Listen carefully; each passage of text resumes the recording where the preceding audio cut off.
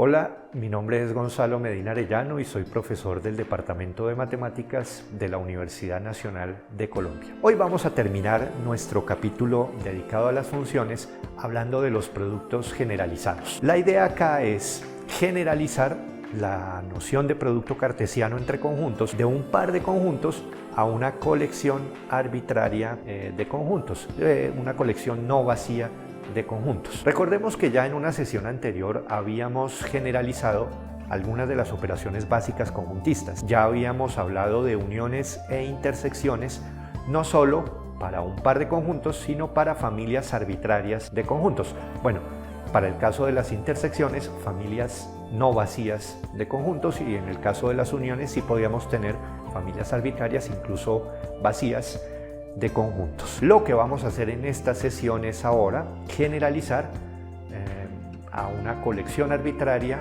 de conjuntos, otra vez una colección no vacía, la noción de producto cartesiano. Comencemos entonces.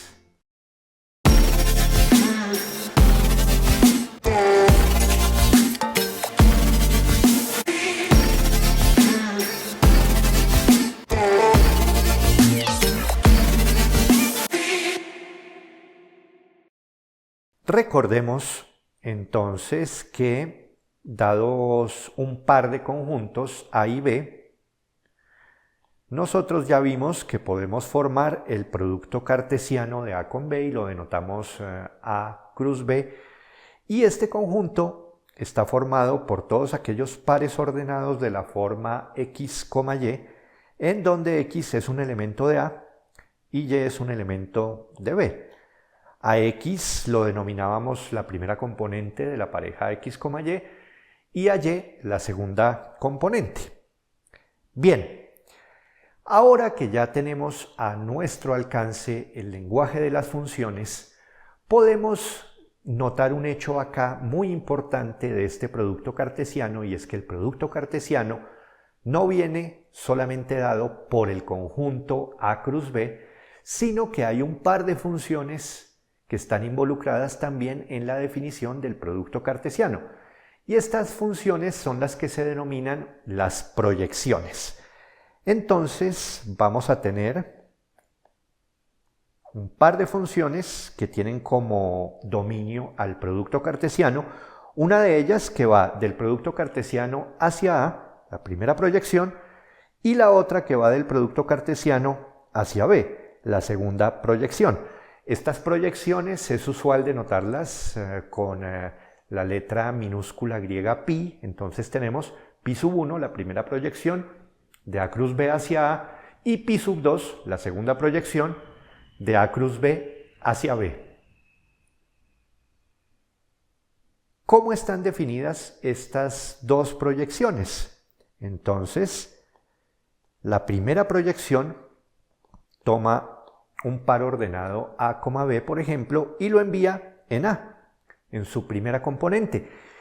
Y la segunda proyección hace algo similar, toma un par ordenado A, B y lo envía ahora en su segunda componente. Entonces, lo que tenemos es que la primera proyección envía una pareja ordenada en su primera componente, extrae la primera componente de las parejas, y la segunda proyección lo que hace es extraer las segundas componentes. Bien, vamos a ver que estas proyecciones,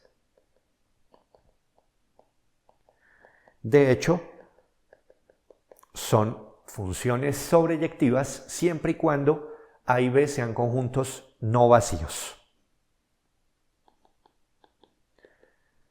Entonces veamos que, tal como acabo de decir, si A y B son conjuntos no vacíos, pi1 y pi2 son sobreyecciones.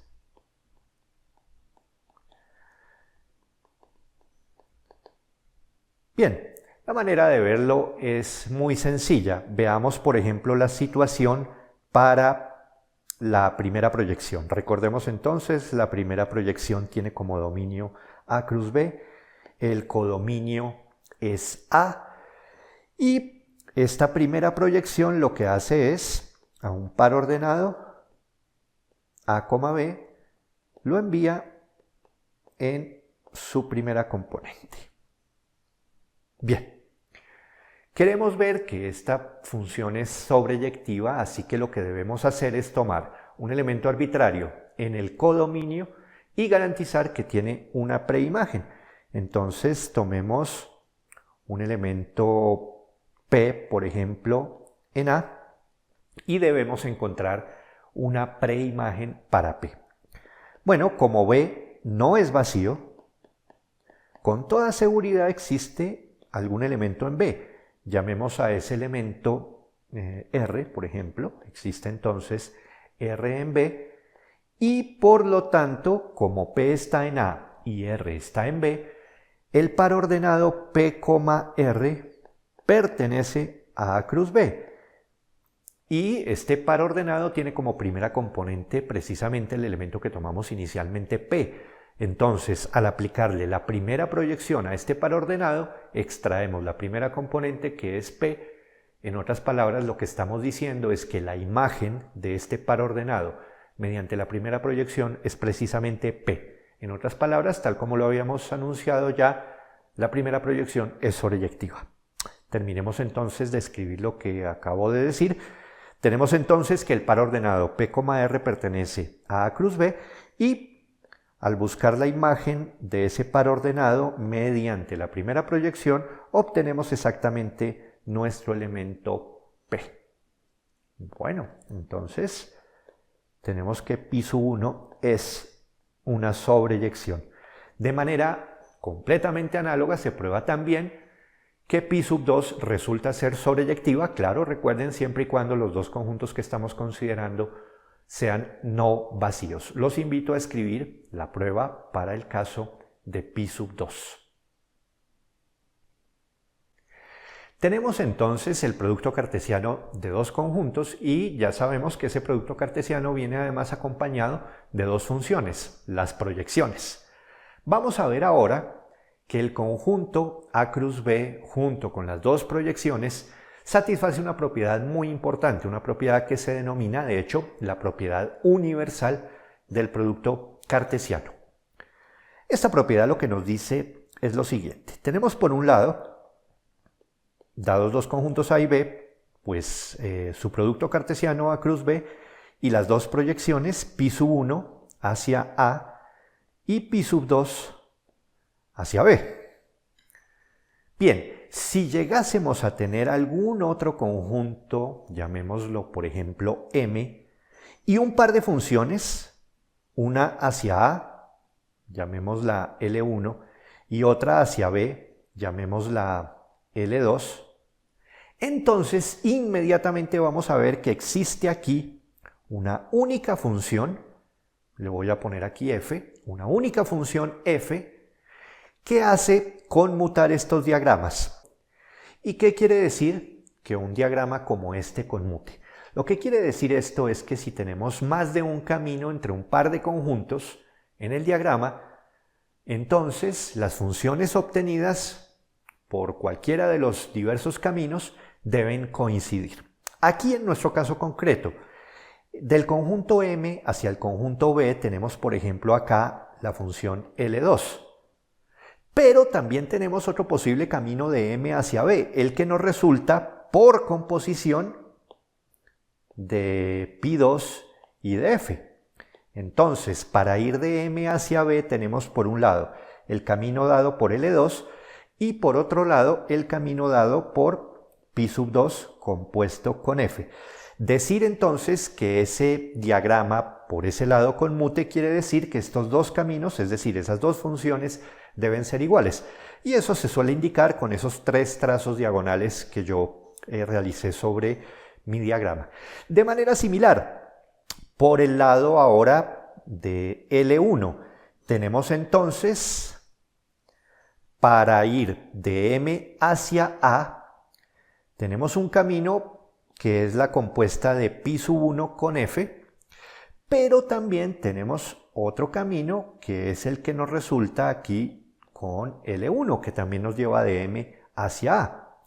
Entonces, lo que queremos decir con el hecho de que el triángulo que está hacia la izquierda conmute es que la función L1, el camino que nos lleva de M hacia A utilizando L1, debe ser igual al camino que nos lleva por la composición o con la composición de pi sub 1 y f, es decir, L1 debe ser igual a pi sub 1 compuesto con f. Bien, entonces, lo que vamos a ver es efectivamente que se cumple esta propiedad para el producto cartesiano, tal como tenemos acá enunciado en nuestro teorema que vemos acá en la presentación auxiliar. Si tenemos un par de conjuntos A y B, entonces pues ya sabemos que podemos formar su producto cartesiano. Ese producto cartesiano viene acompañado de las dos proyecciones. Y ahora si nos dan otro conjunto M y un par de funciones L1 de M hacia A y L2 de M hacia B, vamos a ver entonces que existe una única función de M hacia el producto cartesiano que hace conmutar el diagrama que tenía anteriormente y que voy a repetir acá para hacer entonces la prueba. Tenemos el producto cartesiano de A con B, tenemos A, B y las dos proyecciones, pi sub 1 y pi sub 2, y ahora nos están dando también otro conjunto M y un par de funciones L sub 1 de M hacia A y L sub 2 de M hacia B. Bien, lo primero que vamos a hacer es construir acá esta función f y luego probamos que esa función f es de hecho única. Bien, ¿cómo construimos entonces f? Si tomamos m minúscula, un elemento arbitrario del conjunto M, pues debemos ver cómo vamos a definir la imagen de M mediante f. Y esto pues es muy sencillo, debe ser un par ordenado. Ese par ordenado debe tener su primera componente en A y su segunda componente en B. Y usamos para ese fin las dos funciones que nos dan, que vienen con M. L1 nos arroja, por cada elemento del conjunto M, nos arroja un elemento de A. Y L sub 2, por cada elemento de M, nos arroja ahora un elemento de B. Así que es muy natural definir la imagen de M mediante F como el par ordenado con primera componente L sub 1 de M, que es un elemento de A, y como segunda componente L sub 2 de M, que es un elemento de B. Bueno, nos falta ahora ver que esta función f que acabamos de definir efectivamente hace conmutar el diagrama que tenemos. Recordemos, eso lo que quiere decir es que L sub 2 tiene que ser igual a pi sub 2 compuesto con f y de manera similar L sub 1 debe ser igual a pi sub 1 compuesto con f. Por supuesto, esto por el momento lo pongo aquí con interrogación, no sabemos que eso sea así, precisamente vamos a demostrar que sí lo es. Bien, veamos entonces que sí, nuestra función f hace conmutar el diagrama, es decir, que tenemos la igualdad, las dos igualdades que acabo de mencionar más arriba. Tomemos entonces un elemento Q en M arbitrario y calculemos qué sería, por ejemplo, pi sub 2 compuesto f de Q. Por definición de composición, pues esto es pi sub 2 de f de Q. Pero esto es pi sub 2 y f de Q es L sub 1 de Q en la primera componente y L sub 2 de Q en la segunda componente. Y debemos ahora aplicarle pi sub 2 a este par ordenado. Recuerden que pi sub 2 lo que hace es extraer la segunda componente. Así que aquí nos quedamos con que esto es L sub 2 de Q. Y lo que estamos diciendo entonces es que las funciones pi sub 2 compuesto f y L sub 2 arrojan exactamente las mismas imágenes para todos los elementos de su dominio. Por lo tanto, Esas dos funciones efectivamente, como habíamos dicho, resultan ser iguales. De manera similar, si examinamos ahora qué pasa con pi sub 1 compuesto f evaluado en q, pues esto es pi sub 1 de f de q. Es decir, es pi sub 1 evaluado en, y recordemos que f de q es el par ordenado L sub 1 de q como primera componente, L sub 2 de q como segunda componente. Y al calcular entonces pi sub 1 en este par ordenado extraemos la primera componente, es decir, esto es igual a L sub 1 de q. Lo que estamos diciendo acá entonces es que las dos funciones pi sub 1 compuesto f y L sub 1 arrojan las mismas imágenes para todos los elementos de los dominios. Claro, esas dos funciones, al igual que el par de funciones anterior, tiene también los mismos dominios y los mismos codominios. Por lo tanto, efectivamente, las dos funciones que estamos considerando en este caso, pi sub 1 compuesto f y L sub 1, son iguales. Y hemos entonces probado que efectivamente, definiendo la función f de esta manera, esta función hace conmutar el diagrama.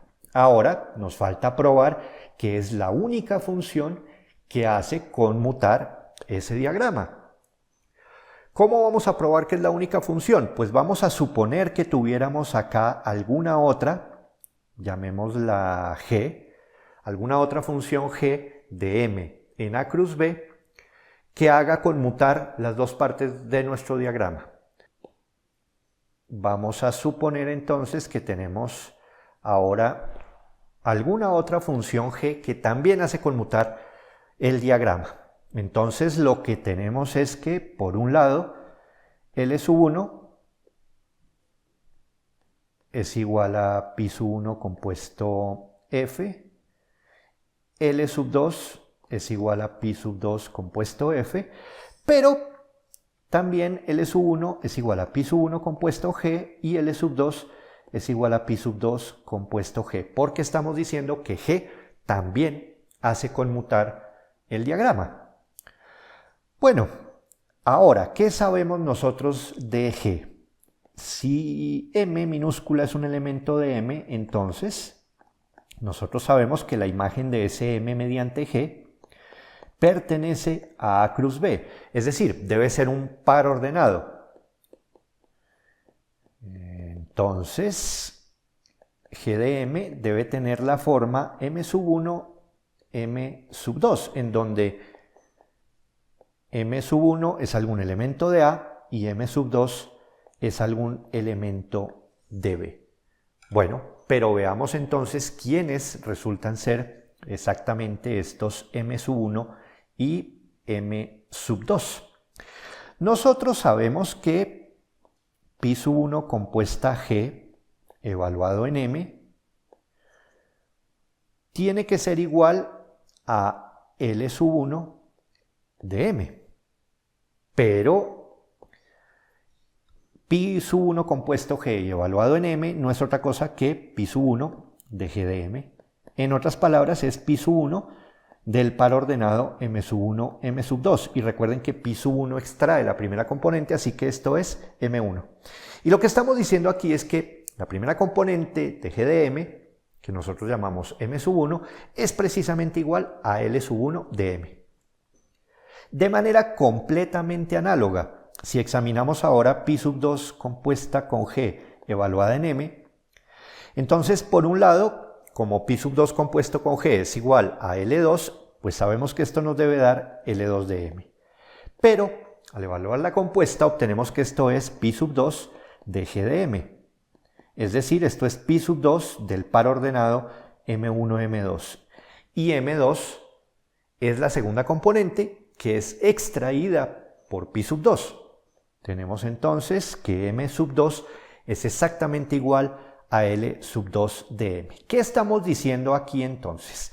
Estamos diciendo que g de m, que nosotros habíamos llamado m sub 1, m sub 2, es precisamente el par con primera componente L sub 1 de m y segunda componente L sub 2 de m. Pero recordemos que esto es exactamente nuestra definición para f.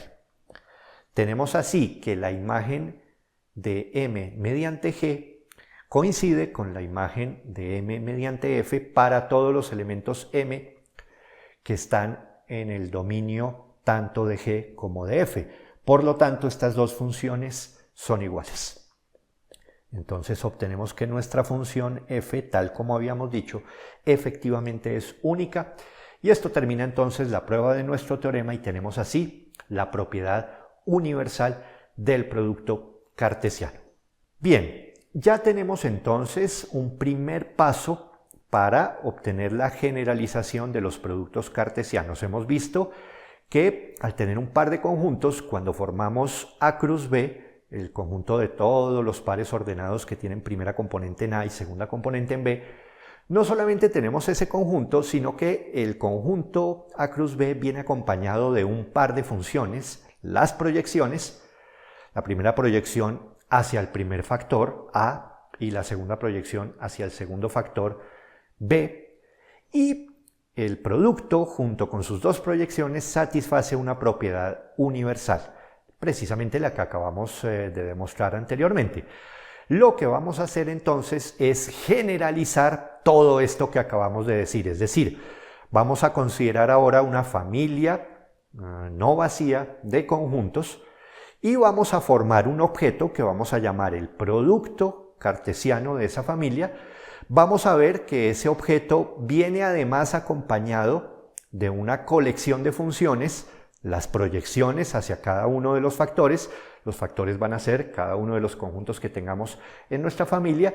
Y no solo eso, sino que vamos a ver que el objeto producto cartesiano junto con esa colección de funciones satisfacen una condición universal, una propiedad universal semejante completamente a la que acabamos de ver para el caso de un par de conjuntos. Manos a la obra entonces. Nuestro primer objetivo entonces va a ser generalizar el producto cartesiano, el conjunto que que vamos a denominar producto cartesiano para una familia no vacía de conjuntos. Por supuesto, lo que debemos hacer es entonces buscar otra manera de referirnos a los elementos de un producto cartesiano, ya no como parejas ordenadas necesariamente. Necesitamos primero que todo dar una descripción alternativa, pero equivalente, eso sí, para los elementos de un producto cartesiano. ¿Qué vamos a hacer? Pues vamos a utilizar como guía el caso que ya conocemos, el caso de dos conjuntos, para buscar esa descripción alternativa, y luego, una vez ya tengamos la situación analizada, vamos efectivamente a generalizar nuestra nueva noción de elemento de un producto cartesiano para el caso de una familia arbitraria. Para hacer este primer paso, entonces, los invito a que veamos el siguiente video. Tomemos un par de conjuntos. Teniendo en cuenta que en la generalización queremos referirnos al caso de una familia arbitraria de conjuntos, llamaremos A1 y A2 a nuestros conjuntos. Supongamos que el conjunto A1 tiene tres elementos A, B, C y que A2 es el conjunto binario con elementos alfa y beta. Y formemos, como sabemos hacerlo ya, el producto cartesiano de A1 con A2. Sabemos que este producto cartesiano va a tener como elementos pares ordenados que tengan primera componente en A1 y segunda componente en A2. Es decir, en este caso los elementos van a ser el par A, alfa, el par A, beta, el par B, alfa, el par B, beta, el par C, alfa y finalmente el par C, beta. Bien. Queremos ahora buscar una manera alternativa de referirnos a estos pares ordenados, y una primera observación muy útil es que todos estos pares ordenados tienen una característica común, y es que tienen precisamente dos componentes. Entonces, por ejemplo, el par A, alfa lo podríamos ver de una manera alternativa diciendo que al elemento 1 le hacemos corresponder el elemento A y al elemento 2 le hacemos corresponder alfa. Es decir, lo que estamos haciendo acá es indicar de otra manera que la primera componente es A y la segunda componente es alfa. Y si nos damos cuenta, lo que tenemos es exactamente una función. la función que al elemento 1 le asigna a y al elemento 2 le asigna alfa. El par a, beta lo podemos ver ahora como la función que a 1 lo manda al elemento a y a 2 lo envía en beta. El par b, alfa es la función que tiene como imagen del 1 a b y como imagen del 2 a alfa. El par b, beta es la función que envía 1 en b y 2 en beta. De manera similar, el par c, alfa es la función que a 1 lo envía en c y a 2 lo envía en alfa. Y finalmente, el par c, beta lo podemos ver como la función que envía el 1 en c y el 2 en beta. Nos damos cuenta entonces que tenemos ahora sí una manera alternativa de escribir estos pares ordenados utilizando funciones. Ahora bien, exactamente qué tipo de funciones son las que estamos considerando acá. Primero que todo, son funciones todas ellas que tienen como dominio el conjunto binario 1, 2. Y notemos que este es precisamente el conjunto que nos está sirviendo para indizar nuestros conjuntos. Por otro lado, para el codominio hay que observar que necesitamos la posibilidad de referirnos a los elementos A, B, C, alfa y beta. Es decir, tenemos que considerar como codominio A1 unido A2. Y estamos entonces examinando aquellas funciones que van del conjunto binario 1, 2 hacia A1 unido A2. Sin embargo, hay que tener un poco de cuidado, pues no nos interesan todas estas funciones. Por ejemplo, no nos interesa la función que envíe 1 en beta, que está en A1 unido con A2, y que envíe el 2 en A, que también está en A1 unido a A2. Y esta función no nos interesa porque correspondería al par ordenado que tiene como primera componente beta y segunda componente A, y ese par ordenado no pertenece al producto A1 cruz A2. Así que realmente nos interesan aquellas funciones que vayan del conjunto binario 1, 2 hacia A1 unido a A2 con la condición adicional de que la imagen del 1 esté en A1, es decir, que la primera componente pertenezca a A1 y que la imagen del 2 pertenezca a A2, es decir, que la segunda componente esté en A2. Ya que esto corresponde precisamente a la forma en cómo construimos los pares ordenados en un producto cartesiano. Tenemos entonces ahora sí la idea muy fructífera que vamos a explotar para generalizar los productos cartesianos al caso de más de dos conjuntos. Como acabamos de ver entonces en el video, la idea central para generalizar elemento de un producto cartesiano, ya al caso no de dos conjuntos, sino de una familia arbitraria de conjuntos, una familia no vacía, la idea central es la idea de función. Entonces vamos a definir ahora sí lo que se conoce como el producto cartesiano para una familia no vacía de conjuntos. Tomemos entonces una familia indizada de conjuntos, una familia, por ejemplo, llamémosla la familia de los conjuntos A sub I, en donde I pertenece a algún conjunto de índices I mayúscula, y vamos a formar entonces el producto de los conjuntos A sub I. Este producto se denota, tal como vemos acá en nuestra presentación auxiliar, utilizando una letra pi mayúscula. Tiene mucho sentido. Recordemos que cuando vamos a hablar de una sumatoria o una suma, utilizamos la letra sigma mayúscula, por ser la inicial de suma o sumatoria una S, y la S griega es la sigma. De manera semejante aquí, pues tenemos para un producto la pi mayúscula, y la pi mayúscula correspondería en griego a nuestra P, que es la inicial de producto, así que tiene sentido utilizar esta pi mayúscula para denotar los productos. Y vamos a denotar entonces el producto de la familia tal como tenemos aquí, de esta manera, el producto de los A sub I con I en I. ¿Cómo lo vamos a definir? Ya sabemos, los elementos de este producto son funciones. Son funciones que tienen como dominio al conjunto de índices. En nuestro caso, Son funciones que van de I hacia la unión de todos los conjuntos de la familia. Pero claro, no nos interesan, ya sabemos, no nos interesan todas esas funciones, nos interesan solamente aquellas funciones tales que la imagen de cada I pertenezca al iésimo conjunto de la familia. Es decir, aquellas funciones tales que f de I pertenezca a sub I, y esto para todos los índices que estemos considerando. Tenemos ya nuestro producto cartesiano generalizado. Los elementos, sabemos ya, son ciertas funciones que tienen como dominio el conjunto de índices, como codominio la unión de la familia, y que satisfacen la condición especial, y es que la imagen de un índice I debe pertenecer al conjunto A sub I asociado al índice que estamos examinando.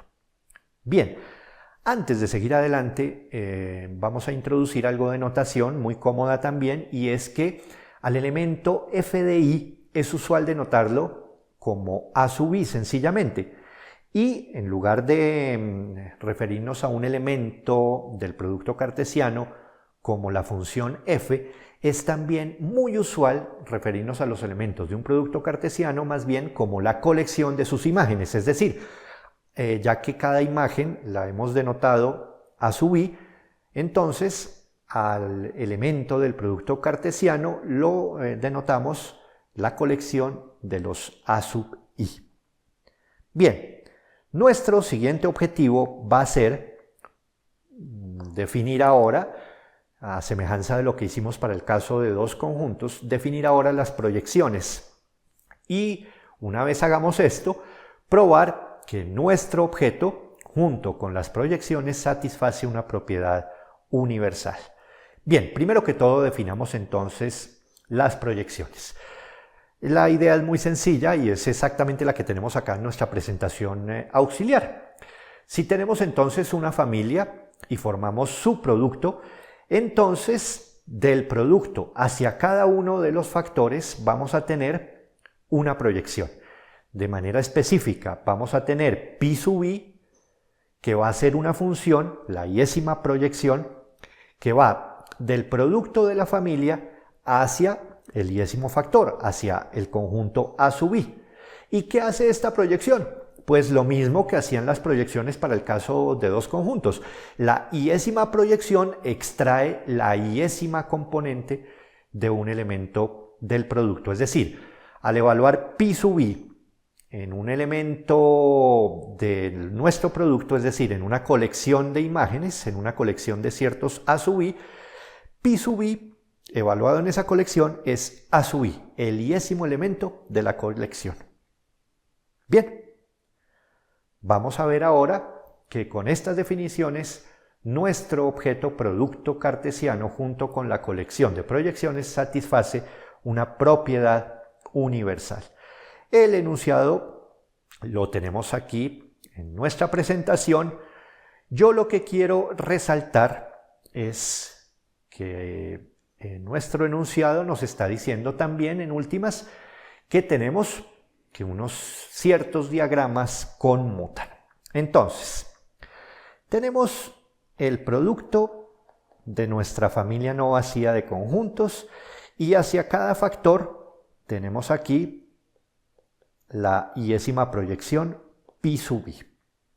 Entonces, si llegamos a tener algún otro conjunto M y una familia de funciones, una que va de M a cada uno de los factores, es decir, por ejemplo, tenemos la función L sub i que va de M hacia el factor A sub i, entonces vamos a ver que hay exactamente una única función f acá que hace que todos estos diagramas conmuten. Recuerden que acá estoy dibujando solamente un diagrama, pero tenemos un diagrama como este por cada índice i. Entonces, vamos a ver que existe esa única función f que hace que todos estos diagramas conmuten, es decir, lo que tenemos es que L sub i debe ser igual a pi sub i compuesto con f para todos los posibles valores de i. Eso es precisamente lo que vamos a demostrar, y esa es la propiedad universal del producto cartesiano generalizado. ¿Cómo hacemos la prueba? La prueba es también muy sencilla, es muy semejante a la que hicimos para el caso de un producto de solamente dos conjuntos. Lo primero sería cómo definimos nuestra función f. Entonces, para hacerlo, pues utilizamos las funciones que acompañan a m, las L sub i. Entonces, para un elemento m en el conjunto m, el elemento m arbitrario, definimos la imagen de m mediante f como la colección de los L sub i de m. Y sabemos que esto tiene sentido, puesto que cada L sub i va al conjunto A sub i. Así que L sub i de m es un elemento de A sub i, y yo tengo efectivamente entonces que esa colección de las imágenes de m mediante los L sub i es un elemento del producto cartesiano de los conjuntos A sub i. Bien, ahora con esta definición dense cuenta que tenemos lo siguiente. Para cada índice i tenemos que, si calculamos pi sub i compuesta f en m, pues esto va a ser pi sub i evaluado en la colección de los L sub i de m. Pero recuerden que lo que hace la iésima proyección es extraer la iésima componente, así que esto es sencillamente L sub i de m. Y esto se cumple para todo m en el conjunto m. ¿Qué estamos diciendo entonces acá? Estamos diciendo que las funciones L sub i y pi sub i compuesto f arrojan las mismas imágenes para todos los elementos de su dominio, por lo tanto, esas dos funciones resultan ser iguales. Con esto obtenemos entonces que pi sub i compuesto f es exactamente igual a L sub i. Lo que estamos diciendo entonces es que hemos construido la función f que hace conmutar todos los diagramas que habíamos indicado anteriormente. Ahora debemos probar que esa función f es única. Para hacerlo entonces, pues vamos a suponer que tenemos alguna otra función que satisface también la condición que satisface la función f, y probamos entonces que f y esta nueva función han de ser iguales. Tenemos la función f y de hecho ya sabemos que f sí hace conmutar el diagrama, así que lo que sabemos es que L sub i es igual a pi sub i compuesto con f para todo i. Y ahora supongamos que tenemos aquí alguna otra función g que también hace conmutar todos estos diagramas, es decir, supongamos que L sub i también es igual a pi sub i compuesta con g para todo i en i. Nuestro objetivo entonces es probar que f y g deben ser iguales. Bien, para un elemento m en el conjunto m, nosotros sabemos que su imagen mediante g tiene que ser un elemento del producto cartesiano, es decir, debe ser una colección de elementos. Supongamos que g de m es la colección entonces de los elementos m sub i. Bien, vamos a ver qué es cada uno de esos m sub i exactamente. Nosotros sabemos que pi sub i compuesto g, por un lado, es igual a L sub i, y eso quiere decir entonces que la imagen de m mediante L sub i debe ser igual a la imagen de m mediante pi sub i compuesta con g. Pero por este lado, esta imagen es pi sub i evaluada en g de m. Y esto es pi sub i de la colección que hemos llamado m sub i. Y pi sub i extrae la iésima componente, por lo tanto esto es m sub i. ¿Qué estamos diciendo acá? Lo que estamos diciendo es que g de m, que era precisamente la colección de los m sub i, no es otra cosa que la colección de los L sub i de m. Mejor dicho, g de m es precisamente f de m. Y esto se tiene para todo elemento m en el conjunto. Lo que estamos diciendo entonces es que G de m, que era la colección de los m sub i, es precisamente la colección de los L sub i de m. En otras palabras, lo que estamos diciendo es que G de m coincide con f de m para todo m en el conjunto m. En otras palabras, las funciones f y g son iguales y esto prueba entonces la unicidad de la función f. Hemos entonces generalizado la noción de producto cartesiano. De hecho, hicimos un poco más. Dada una colección no vacía de conjuntos, lo que hemos visto es cómo formar su producto cartesiano, por un lado. Por otro lado, vimos que no solamente tenemos ese conjunto que hemos llamado el producto cartesiano de la familia no vacía, sino que ese conjunto viene acompañado de una colección de funciones también. Cada una de esas funciones va del producto hacia cada uno de los factores correspondientes, las proyecciones. Y vimos, en tercer lugar, que ese conjunto producto cartesiano junto con la colección de proyecciones satisface una propiedad universal. Bien, con esto terminamos nuestra sesión dedicada a los productos generalizados. Como siempre, les recomiendo que realicen los ejercicios asignados y espero que haya resultado nuestro estudio muy provechoso y que les sea útil en sus estudios posteriores. Hasta una próxima ocasión. Universidad Nacional de Colombia, proyecto cultural, científico y colectivo de Nación.